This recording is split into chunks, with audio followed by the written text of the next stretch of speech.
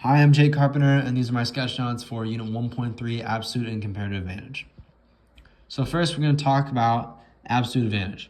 Absolute advantage is when someone or something has more of a product or can produce more of something.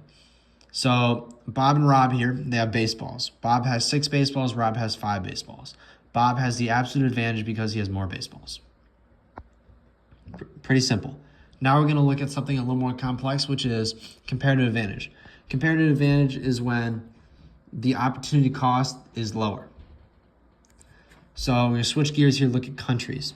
The United States can make 10 baseballs and 5 baseball bats, while Mexico can make 12 baseballs and 8 baseball bats.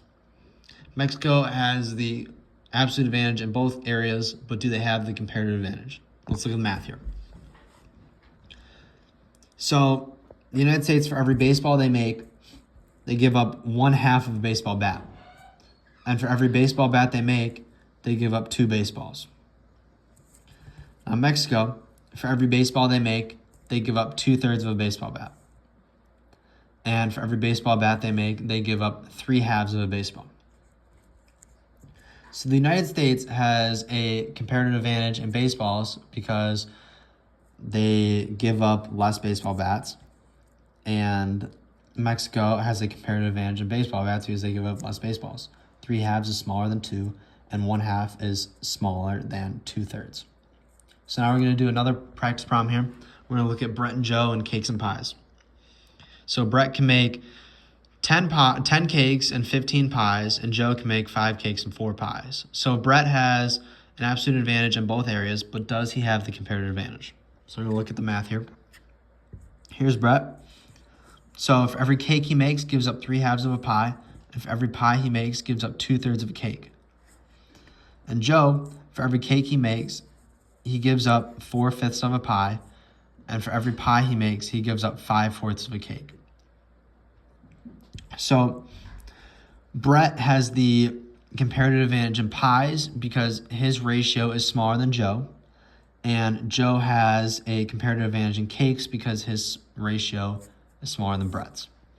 So if they wanted to trade cakes and pies, the amount of pies has to be in between the ratio for Brett and Joe. So we have 0.8 here, which is Joe's pies, and 1.25 here, which is Brett's. So 1.1 fits in between the numbers, so that is a good trading number, or that is a good trading amount for Brett and Joe. Okay, now we've talked about 2 output problems. Now we're going to switch gears and talk about an input problem. So let's say Brett makes 10 cakes a day and 15 pies a day, and Joe makes 5 cakes a day and 4 pies a day. So that means days for 1 cake is 0.1 for Brett, and days for 1 pie is 0.067. And days for 1 cake for Joe is 0.2, and days for 1 pie for Joe is 0.25. So absolute advantage here in input problems is actually the opposite in input problems. So Brett has the absolute advantage here because he makes the desserts in less time. So let's look at comparative advantage here. So 1 cake here, 0.1 over 0.67 goes 1.5. And 1 pie here, 0.067 over 0.1 equals 0.67 cakes. And then Joe, it's just same number, his numbers in the same fractions.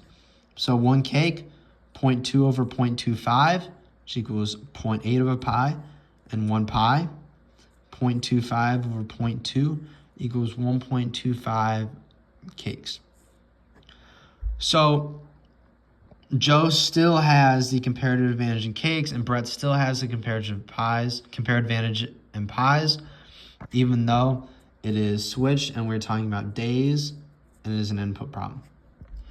These are my sketch notes for 1.3 absolute and absolute and comparative advantage.